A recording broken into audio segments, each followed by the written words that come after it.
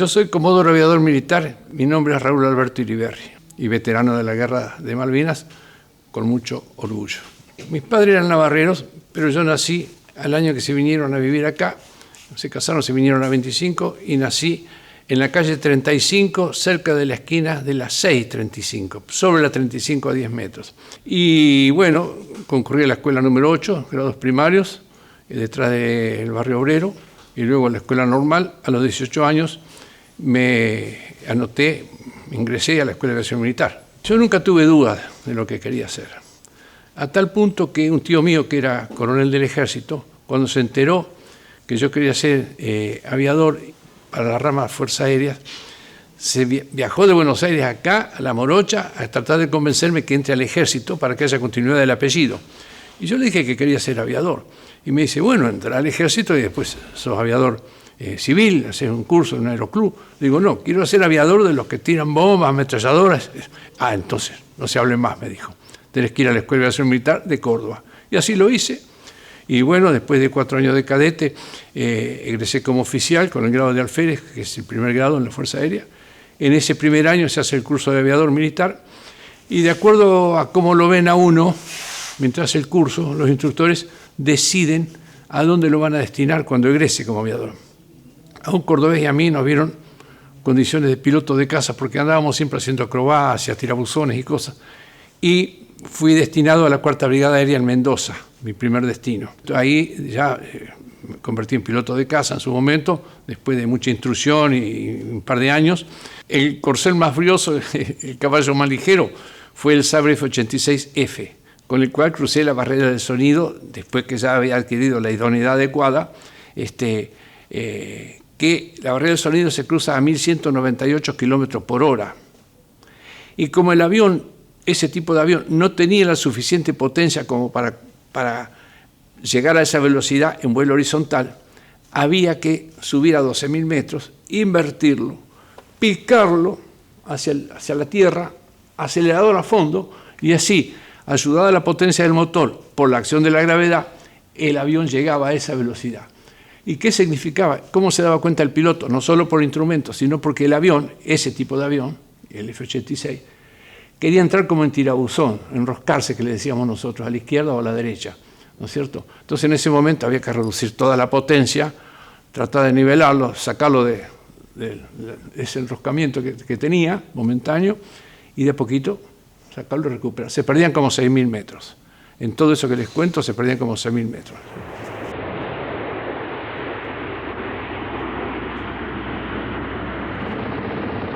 Posteriormente ya me mandan a Buenos Aires en el año 75 para hacer los cursos de comando y Estado Mayor.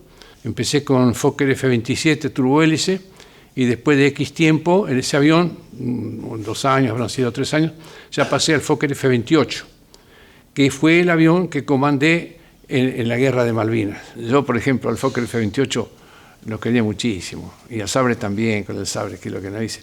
Pero después ya, con los años, cuando pasé a Fokker F-28, era un avión, pero muy, muy noble, buenísimo.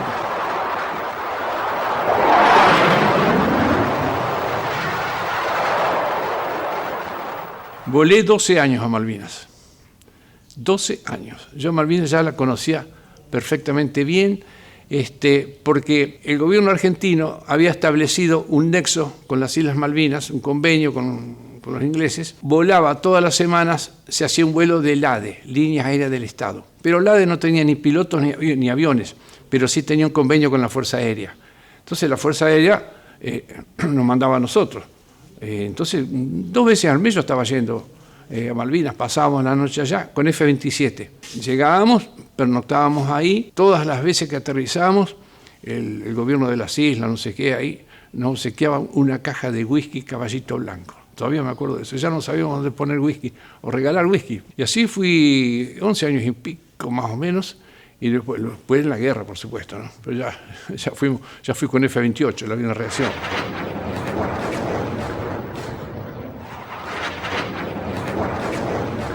Cambió todo, pero nosotros, por ejemplo, ya yo que había ido tantos años a Malvinas, cuando empezamos a hacer el puente aéreo o la ruta de la Paloma, como le decíamos mucho, porque íbamos totalmente desarmados, Cuando ya no se pudo llevar más por vía marítima, nada, porque andaban los submarinos ingleses dando vueltas, escuché que hubo hasta 5 por la zona, entonces todo hubo que llevarlo en aviones, y se llevaba con aviones cargueros de la Fuerza Aérea, los Hércules, los F-28 que yo comandaba, uno de ellos, y hacíamos el puente aéreo, mañana, tarde y noche, una cosa permanente.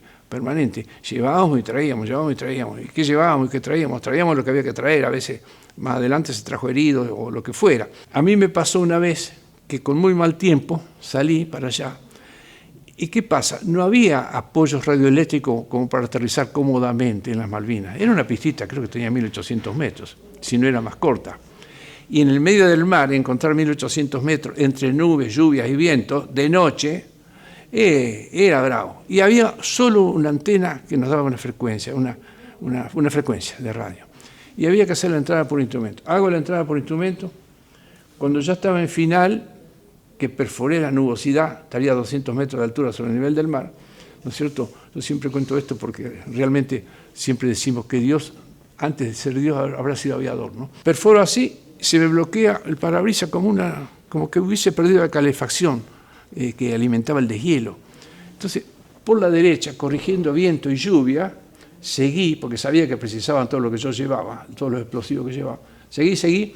Cuando lo vi tan feo, no sabía si iba a poder aterrizar, pero me largué igual porque sabía la necesidad que tenía, me largué igual y confiando en que iba a llegar a tocar bien, pero toqué afuera y rebotó y cayó dentro de la pista. Eso saltó como 30 metros el avión y una vez en la pista lo dominé, por supuesto. Corté potencia de inmediato y lo dominé. Esa fue la situación más riesgosa que se me presentó a mí. 45 minutos más o menos estaba saliendo de vuelta para el continente. Yo operaba desde Río Gallegos. Y después en Río Gallegos también tuve 45 o 50 minutos y otra vez de vuelta. Y así, era así. Es decir, nosotros a los aviones le perdonábamos fallas que en época de paz no se las perdonábamos, no salíamos. O problemas meteorológicos en época de paz, se llamaba bien, se postergaba el vuelo hasta que mejorase, lo que sea. Ahí se salía. Era todo así.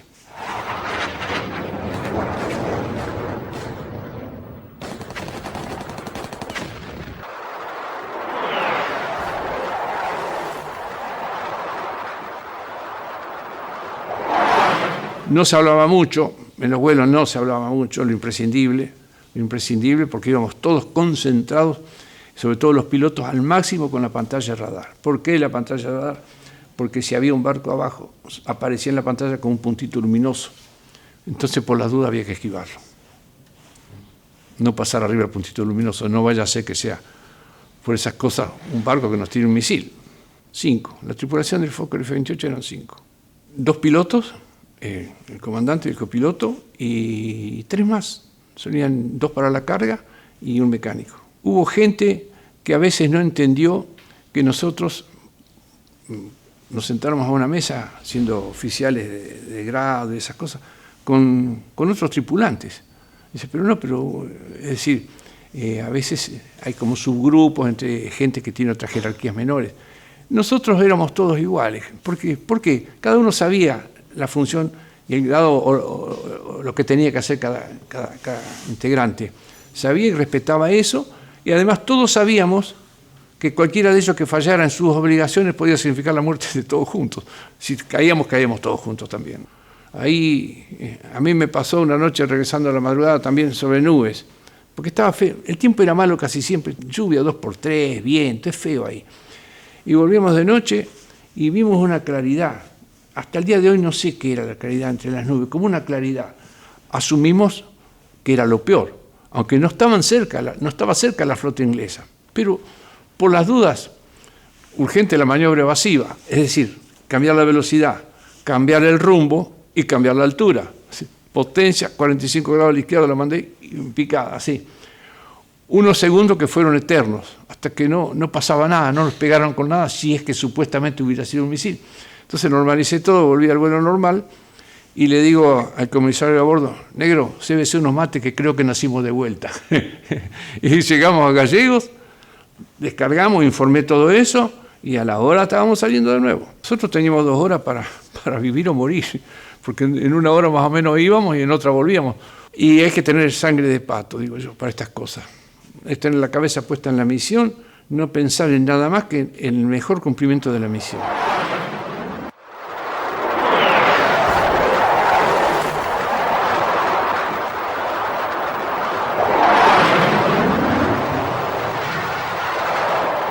Quizás por las características de la Fuerza Aérea, ¿no es cierto?, se le pudo hacer muchísimo daño a los ingleses porque se le hundieron 8 barcos, si mal no recuerdo, creo que 8. Existió un escuadrón que se llamó Escuadrón Fénix, tenía 8 o 10 aviones, no me acuerdo, que eran aviones que volaban a la misma velocidad que los cazas, pero eran aviones que usan los empresarios de grandes empresas, etc.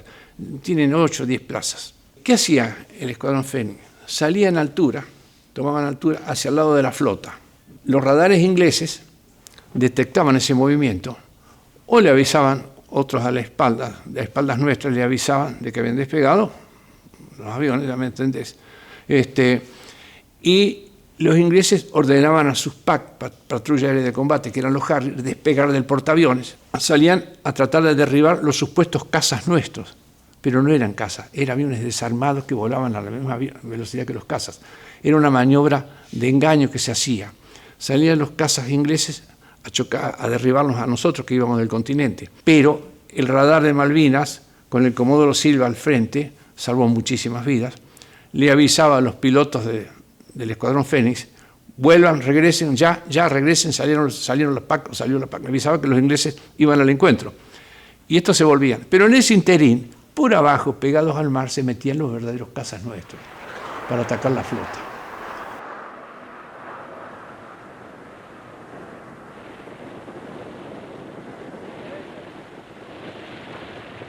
Tenían un barco radar, que era uno de los más modernos del mundo, estacionado en un punto en el mar que les permitía un radio de acción y control con radar de 400 kilómetros redondos. Entonces, no había pájaro metálico que volara que ellos no detectaban. A ese barco lo atacaron, creo que 2 escuadrillas, pero atacaron a ese barco y otros que estaban por ahí.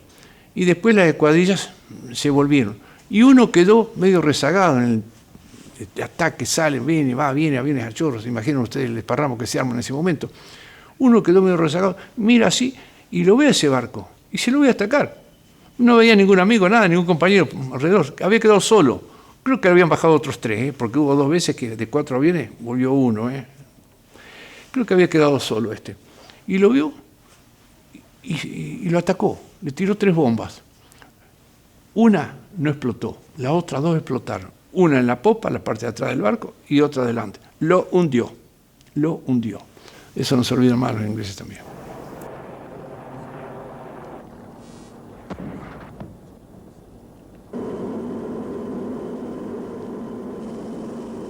Nosotros despegábamos desde Río Gallegos, pero había otros que despegaban de Santa Cruz, otros de San Julián. Por ejemplo, los aviones de combate despegaban de distintos lugares. Otros de Río Grande. Por ejemplo, el ataque al portaaviones despegó de Río Grande, porque ahí despegaron 4 aviones de la Fuerza Aérea y 2 aviones superestandar de la Armada, que eran los únicos aviones que tenía el país con capacidad para disparar el misil Exocet. Entonces, ¿qué se hizo para engañarlo? Ellos esperaban el ataque del este. Ellos estaban al norte de las Malvinas con el portaaviones. Ellos esperaban que el ataque le fuera del continente. Ellos estaban allá, pero del continente. Pero ¿qué pasa? Se hizo un doble abastecimiento en vuelo para darle más autonomía a los aviones de combate para que les llegara el ataque del sudeste. A ellos les llegó el ataque del sudeste, es decir, como viniendo del continente africano.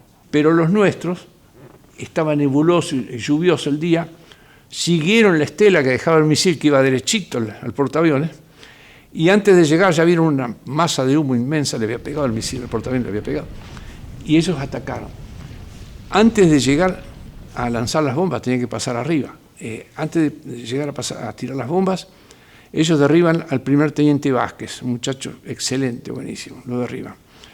Y 1800 metros antes más o menos de llegar a la vertical para tirar las bombas del portaaviones, derriban al teniente Castillo. Se dice, lo escuché varias veces y lo he leído, que el motor del avión del teniente Castillo cayó dentro del portaaviones y produjo un incendio.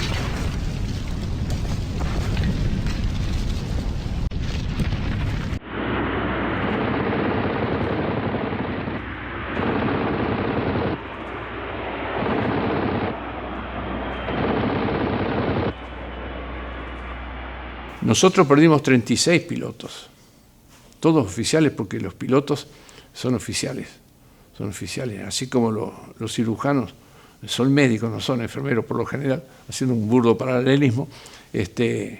Los oficiales en la Fuerza Aérea Argentina son todos oficiales. 36 perdimos, 36. 55 hombres en total, entre suboficiales, soldados creo que perdimos 5. El resto suboficiales y 36 aviadores perdimos, aviadores. Y algún otro oficial también perdimos, pero no aviador. Cuando yo hacía el curso de aviador, en una práctica, una escuadrilla de 4 aviones, cuando hacía el curso de aviadores, el que iba detrás del guía, porque va uno detrás del guía, al cual decimos farol, el farol, va acá atrás, que habrán visto escuadrillas en televisión por ahí, y después un numeral acá y otro a la derecha del guía. Entonces hay que seguirlo. En un viraje contra el sol que hace el guía, este farol se encandila y se mete debajo de la hélice de este, y la hélice le corta, cae ese muchacho. Ese muchacho era un paranaense, estaba en la misma, nos alojamos dos cursantes por habitación, era mi compañero de habitación ese muchacho. Después de ese accidente, creo que a la hora y media, ordenaron de vuelta a despegar todos. Todo de vuelta como que no hubiera pasado nada. Y así nos van curtiendo. Porque si no, en la guerra, cuando uno ve que mataron a este, mataron a aquel, deja de tirar, se amilana. Hay que estar preparado para esas cosas, para las cosas que muchos no aguantan, pero hay que estar preparado. Pegaba fuerte, pero había que seguir. Pegaba fuerte, había que seguir.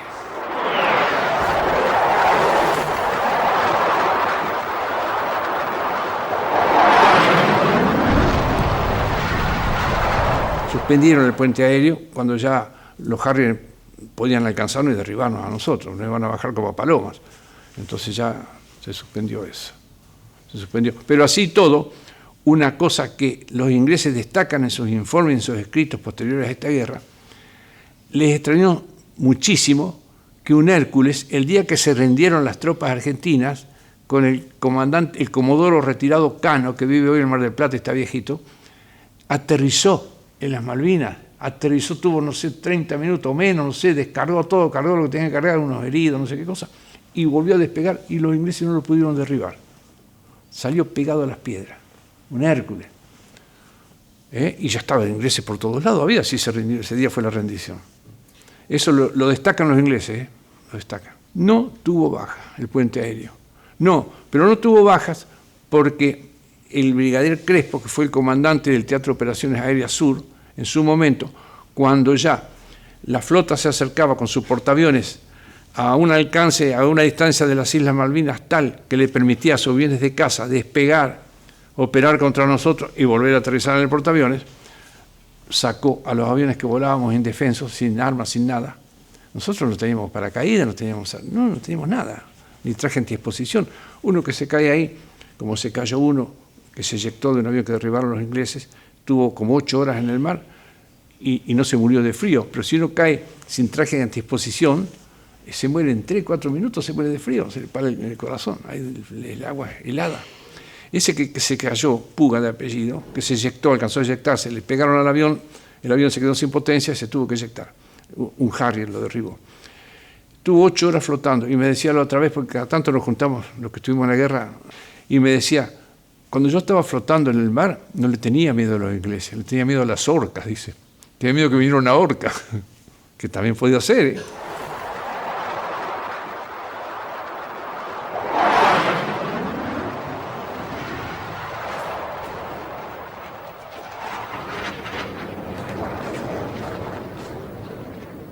Y me contaron una anécdota de un soldado que el día que se rindieron, ese soldado ve que viene un oficial inglés y otro soldado inglés, y les gatilla con el FAL, y no le sale la bala, no tenía más balas. Entonces saca el cuchillo, creo que era un correntino el chico ese, saca el cuchillo y el inglés con el caño le saca el cuchillo de las manos y le hace entender de alguna manera que había terminado la guerra, y después lo abraza, se abrazan, porque el otro peleaba por profesionalismo, porque lo manda el gobierno, no por odio a ese chico, ni el chico tampoco lo iba a matar al otro, y se abrazaron. Después, un soldado argentino estaba herido, tirado, herido, lo encuentra un inglés, Cuando lo vio venir, dije, este me mata. No, el inglés, le hablaba en inglés, el chico no entendía, el muchachito tenía 18 años, no entendía, el inglés sacó un cigarrillo, lo prendió, se lo dio para que fumara, para que compartir algo, y le hizo señas, así, que iba a llamar. Llamó un helicóptero, vino el helicóptero, lo llevó y lo curaron ellos. O sea, el chico se lo llevaron.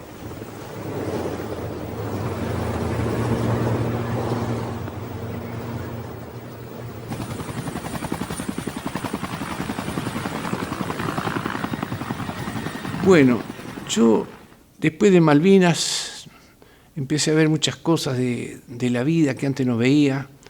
Incluso me di el gusto de escribir un libro, está publicando por varios lados. Y también me volqué a la poesía. Por ejemplo, yo le contaba al muchacho una poesía que yo escribí, Héroes de Malvinas.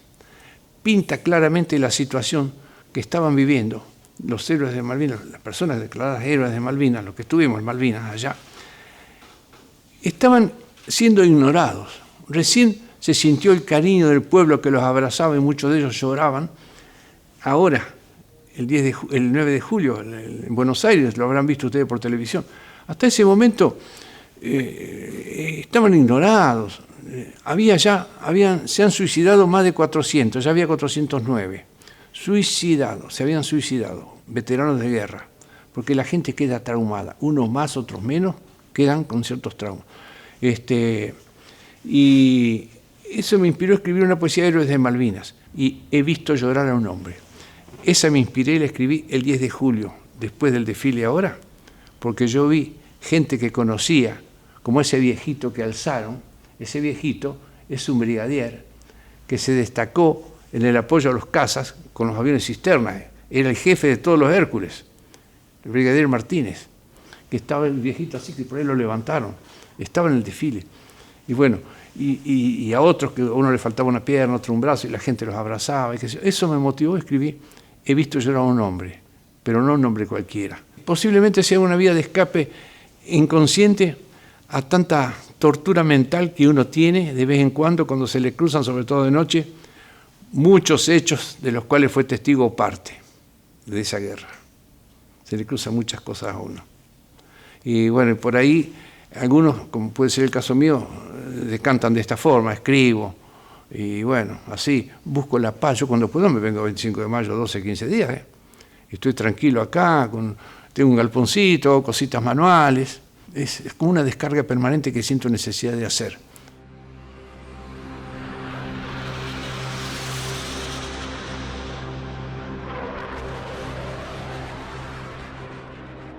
Yo pienso que cada fuerza hizo lo mejor que pudo con los medios que tenían, pobres medios militares, digamos, armamento, lo que sea, en relación con lo que tenía el enemigo. Y cada uno hizo lo que pudo y lo mejor que pudo. Yo no digo que nosotros actuamos mejor que este o el otro, no, yo defiendo a todos por igual, todos por igual. Que no se olviden de los compatriotas que dejaron la vida para defender la bandera, para defender la patria, que no se olviden y copien ese ejemplo para incentivar en lo posible el sentimiento de patria en todo el pueblo.